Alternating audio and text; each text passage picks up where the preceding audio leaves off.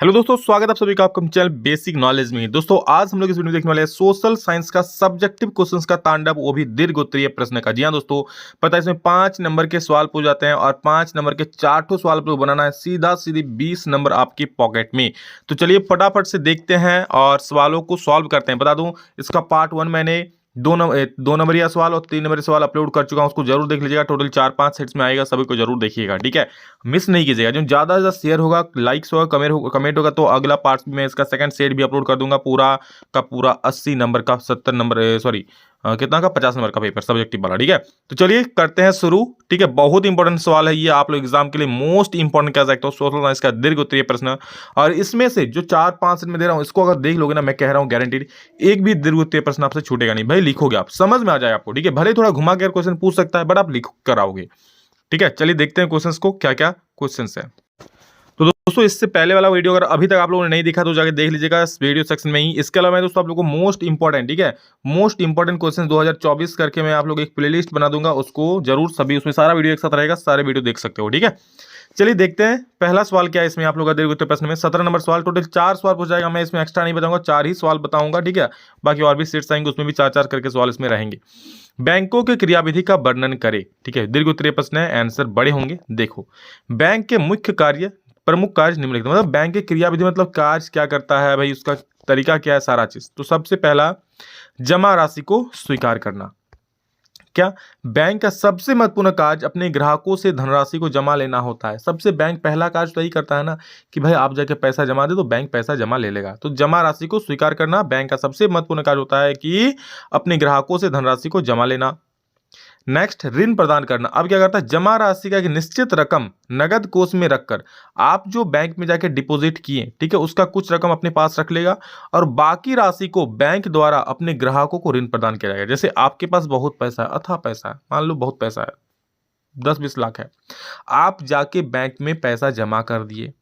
कोई एक जरूरतमंद बैंक में आया, ठीक है, कोई एक जरूरतमंद आप बैंक में गया और उसको ऋण चाहिए था, तो आपका पैसा का कुछ पोर्शन वो बैंक में रख लिया, बाकी का पैसा क्या उसको ऋण में दे दिया, और उसके बदले में क्या उससे परसेंटेज लेगा। मान लो 12% ले रहा है और आपको कितना दे रहा है, आपको दे रहा है 4%, तो भाई सीधा सीधा इसको 8% का मुनाफा हो रहा है बैंक को। तो बैंक का दूसरा काम क्या होता है, ऋण प्रदान करना। लोगों को क्या देता है, ऋण देता है, ठीक है। सामान्य उपयोगिता संबंधी कार्य, बैंकों के इस प्रकार के कार्यों के अंतर्गत एटीएम कार्ड तथा चेक की सुविधाएं प्रदान करना होता है। क्या सामान्य उपयोगिता संबंधी कार्य, मतलब सामान्य उपयोगिता संबंधी कार्य के मतलब क्या, इसमें एटीएम से आप लोग पैसा निकाल सकते हो, ये भी तो बैंक का ही कार्य है ना, ठीक है। एटीएम कार्ड देता है आप लोग को, चेक देता है, चेक सुविधाएं प्रदान करना, कि आपको किसी ने चेक दिया, आप चेक को जाके बैंक में डिपॉजिट किया, आपके उसके बाद देखिए कैश मिल गया, ठीक है। सभी कार्य बैंक का ही तो होता है। एजेंसी, आपको एटीएम कार्ड मुहैया या भी करना भी बैंक का काम होता है। एजेंसी संबंधी कार्य, ये क्या है, देखो, बैंक ग्राहकों को एजेंसी के रूप में सेवा प्रदान करता है। इसके अंतर्गत चेक, बिल, ड्राफ्ट आदि का संग्रह करना है, ठीक है। बैंक ग्राहकों को एजेंसी के रूप में सेवा प्रदान करता है। एजेंसी मतलब क्या भैया, बैंक के मतलब बहुत सारे लोग क्या बैंक में भी काम करते हैं, ठीक है। और क्या इसके अंदर चेक का, ठीक है, बिल का, ड्राफ्ट आदि का संग्रह करना है, ठीक है। आप जाके बैंक में सब जमा करोगे तो उसके बदले आपको कैश दे देंगे। तो एजेंसी संबंधी कार्य भी होता है। देखो, कई प्राइवेट बैंक में क्या होता है, लोग बहुत सारे रहते हैं एजेंसी, कि आपका जाके बैंक में अकाउंट खुलवा देगा, ठीक है। आपका घर में, आपके कई सारे बैंक तो भाई आप अकाउंट खुलने वाले घर में आ जाएगा। तो इस प्रकार जो लोग आदमी होता है ना, वो एजेंसी टाइप का काम होता है, मतलब ये एजेंसी संबंधी कार्य करवाता है बैंक, ठीक है। जैसे आप अगर किसी बैंक का एजेंट बनने चाहोगे तो बनना चाहोगे, जैसे एलआईसी में एजेंट होता है, सहारा में एजेंट हो, अभी तो सहारा नहीं चल रहा उतना, ठीक है, होता था। तो ये सारा चीज अब बैंक में भी, प्राइवेट बैंक, सरकारी बैंक में ऐसा नहीं होता है, लेकिन प्राइवेट बैंक में ऐसा होता है, ठीक है। आदमियों को रखता है अकाउंट खुलवाने के लिए, आपके घर में जाकर आपसे अकाउंट खुल के आ जाएगा वो, तो वो एजेंट लोग होता है। तो एजेंसी संबंधी कार्य भी होता है, बैंक ग्राहकों को एजेंसी के रूप में सेवा प्रदान करता है, ठीक है। आपके घर चल जाएगा, ठीक है। इसमें चेक, बिल, ड्राफ्ट आदि का संग्रह कर लेता है आपके घर से ही। G77 देशों से आप क्या समझते हैं। G77 किस आधार पर ब्रिटेन वुड्स की जुड़वा संतान की प्रतिक्रिया कहा जा सकता है, व्याख्या करें। बोला G77 क्या है, बहुत महत्वपूर्ण सवाल ये, देख लो। और बोला G77 किस आधार पर जो ब्रिटेन वुड्स, ठीक है, ब्रिटेन नहीं भाई, ब्रिटेन वुड्स था, ठीक है, ब्रिटेन वुड्स की जुड़वा संतान की प्रतिक्रिया के रूप में। तो सबसे पहले ब्रिटेन वुड्स की जुड़वा संतान क्या है, तो ब्रिटेन वुड्स में 2 चीजों का निर्माण हुआ था। एक अंतर्राष्ट्रीय मुद्रा कोष IMF, इंडियन की इंटरनेशनल मॉनेटरी फंड, और दूसरा विश्व बैंक यानी वर्ल्ड बैंक, ठीक है। 2 चीज का निर्माण हुआ था और उन्हीं को देख करके G77 का निर्माण हुआ विकासशील देशों में। तो इसको क्या, जो ब्रिटेन वुड्स की जुड़वा संतान है दोगो, उसका प्रतिक्रिया स्वरूप इसको कहा देखा जाता है। कैसे व्याख्या करना है, चलो देखो। G77 विश्व के 77 विकासशील देशों का एक ऐसा समूह है जो अपनी अर्थव्यवस्था को तेज गति प्रदान करने के लिए संगठित हुआ है। देखो मैं समझा दे रहा हूं ना, मैं गारंटीड दे रहा हूं, अगर आप लोग वीडियो को ध्यान से देख लोगे, बिना पलक मतलब पलक झपका सकते हो इधर उधर, बिना माइंड डाइवर्ट करके, तो मैं आप इसको एग्जाम में लिख करके आओगे। ठीक है, बस एक बार थोड़ा रिवाइज कर लेना, रिवाइज नहीं भी करोगे ना तो भी एग्जाम में अच्छा खासा लिख करके आओगे। रिवाइज कर लिया तो भाई दिक्कत ही क्या है, आराम से पूरा फुल टू फुल एकदम लिख के आओगे। देखो कितना अच्छा आसान ब्लैक में लिखा है मैंने। G77 विश्व के, देखो जैसा नाम वैसा काम, 77 विकासशील देशों का, समझ लो विकासशील देश है इसमें, जैसे भारत देश है, श्रीलंका है, जो विकासशील जितने सारे देश है ना वो, क्योंकि भाई जो ब्रिटेन वुड्स था ना वो विकसित देशों का बोलबाला था, उसमें उसमें विकासशील देशों को बिल्कुल भी बोलने का मौका नहीं दिया, उनके हितों को नहीं देख रहा था। तो आ गया विकासशील देशों को गुस्सा, उन्हें क्या कहा, भाई ब्रिटेन वुड्स को मारो गोली, मारो लात, हम लोग बनाएंगे विकासशील देशों का समूह। तो 77 विकासशील देश मिले और G77 का निर्माण कर दिया। ठीक है, ये एक ऐसा समूह है जो अपनी अर्थव्यवस्था को तेज गति प्रदान करने के लिए संगठित हुआ है कि भाई हम लोग चलो व्यापार में आगे बढ़ेंगे। अपना अर्थव्यवस्था मतलब क्या भाई, पैसा की दृष्टि से किसी देश को मजबूती मिलना।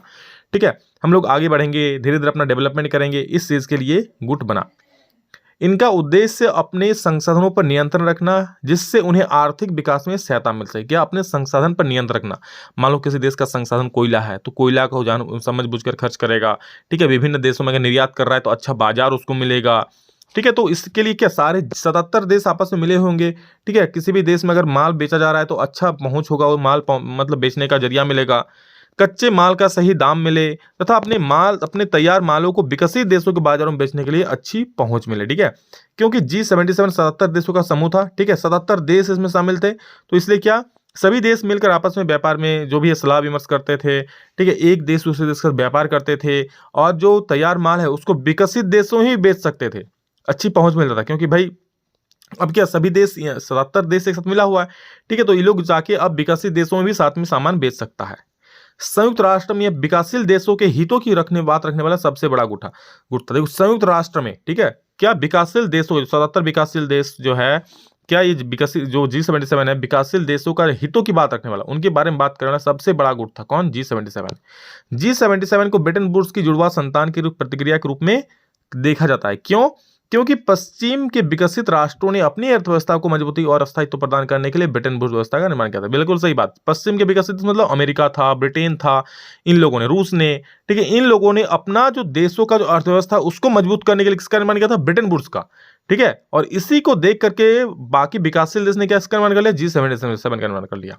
ठीक है, और इस व्यवस्था का संचालन और एकाधिकार अमेरिका, इंग्लैंड, फ्रांस, रूस जैसी बड़ी शक्तियों के हाथों में था। ठीक है, यानी जो इसमें कुछ भी मूल चूल बदलाव हो, ठीक है, कुछ भी डिसीजन लेने हो जो ब्रिटेन वुड्स में, तो इसमें कौन लेता था? अमेरिका लेता था, इंग्लैंड लेता था, फ्रांस, रूस जैसी बड़ी शक्ति वाले देश जो विकसित देश थे। मैंने कहा ना कि G77 में विकसित देशों का बोलबाला था। ध्यान से सुनना, बड़ा अच्छा चीज बोल रहा हूं। ठीक है, उसमें विकासशील देशों के हितों की बात उतना नहीं देखता था। इससे विकासशील देशों की अर्थव्यवस्था को कोई विशेष लाभ नहीं हुआ था। जो ब्रिटेन वुड्स है दोस्तों, ठीक है, इससे विकासशील देशों के हितों की बात उतना होता ही नहीं, तो उनका लाभ क्या होगा? अतः इस व्यवस्था की प्रतिक्रिया स्वरूप इन 77 विकासशील देशों ने, ठीक है, कितने 77 विकासशील देशों ने G77 का गठन किया ताकि उनकी अर्थव्यवस्था को तेज गति मिल सके। क्लियर है? चलो अगला प्रश्न देखो।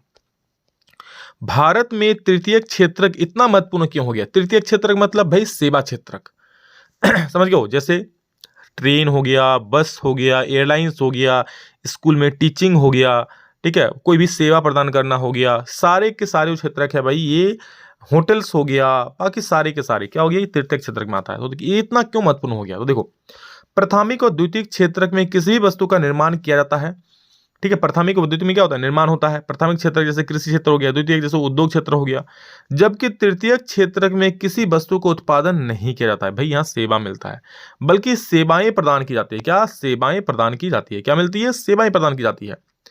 तृतीय क्षेत्र की गतिविधियां प्राथमिक और द्वितीय क्षेत्र के विकास में मदद करती है। क्या करती है? तृतीय क्षेत्र की जो गतिविधि है, तृतीय क्षेत्र जो कार्य है, ये क्या करता है? प्राथमिक और द्वितीय क्षेत्र के विकास में मदद करते हैं। बिल्कुल, अब मान लो बसेस नहीं चलेंगे, ट्रेन नहीं चलेंगे, तो सामान का जो उत्पादन होगा प्राथमिक और द्वितीय में, ये इसका वहन कैसे होगा? ट्रांसपोर्टेशन कैसे होगा? वो तो भाई थर्ड क्षेत्र का ही काम है ना। ठीक है, तो इसलिए क्या इनका बहुत जरूरी है। जैसे प्राथमिक और द्वितीय क्षेत्र में उत्पादित वस्तुओं को ट्रकों और ट्रेनों द्वारा एक स्थान से दूसरे स्थान पर ले जाना, बाजार में बेचना आदि तृतीय क्षेत्र के द्वारा ही किया जाता है।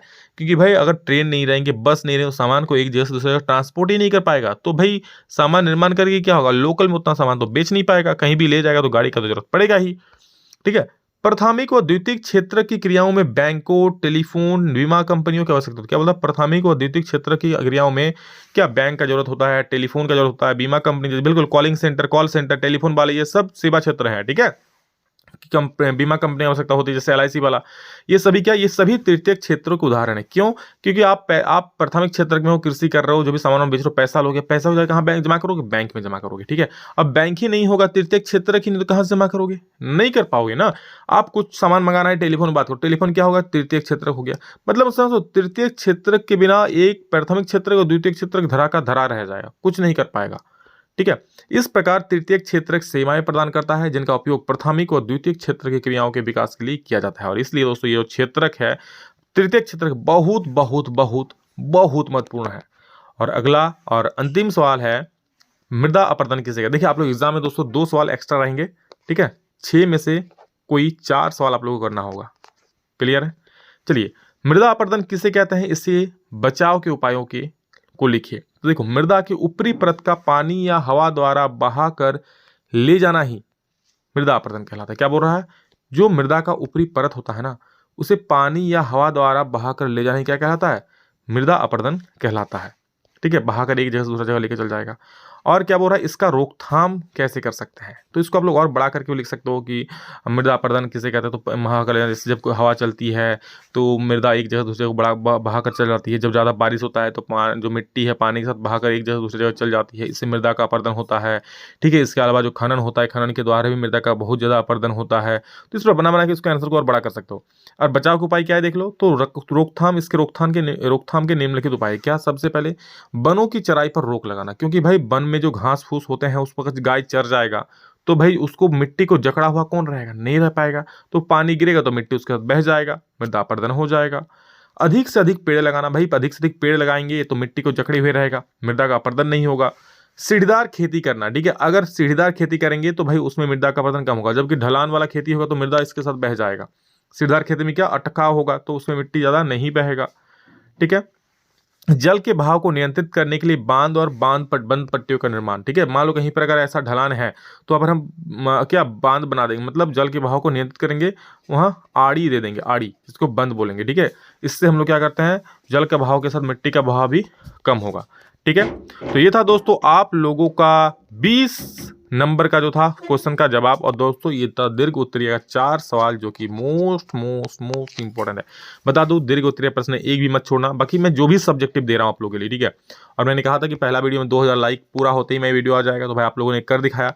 तो भाई इस प्रकार से सभी को शेयर करते रहो। इस वीडियो को, पहले वाला वीडियो बहुत ज़्यादा लोगों ने शेयर किया था, क्योंकि भाई आप अगर अपने दोस्त के बारे में नहीं सोचोगे, उनको बताओ कि पढ़ो अच्छे से आके, नहीं तो फिर कैसे चलेगा, सामने बहुत कम समय है। ठीक है। किसी का अच्छा करोगे तो कहीं ना कहीं आपका अच्छा जरूर होगा। ठीक है। चलो, love you all, thank you all of you. इतना ही, फिर नेक्स्ट में जल्द मिलेंगे, तब तक के लिए जय हिंद, वंदे मातरम।